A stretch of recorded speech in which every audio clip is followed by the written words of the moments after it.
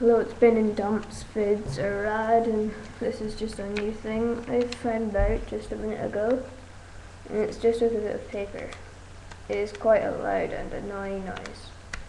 So what you do is you fold your paper in half and you cut out 2 triangles so it will make lemon shape when you open it up. So you take it and then you cut out a triangle in each bottom bit. This is on the curve, obviously, not on the... So on the side that opens, don't do it on that bit, only do it on this curve, which you can't open. So then you take it, if you can see that, and then where the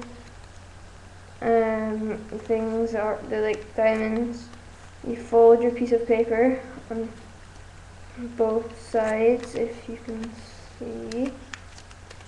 Okay, so both of them are folded like in. And then you pull them out a little bit, so it will be like that.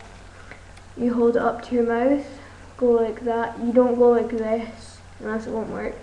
You have to go like this. So with 2 fingers, put one on each side, and you simply just blow. Yeah, it takes a while to do it sometimes.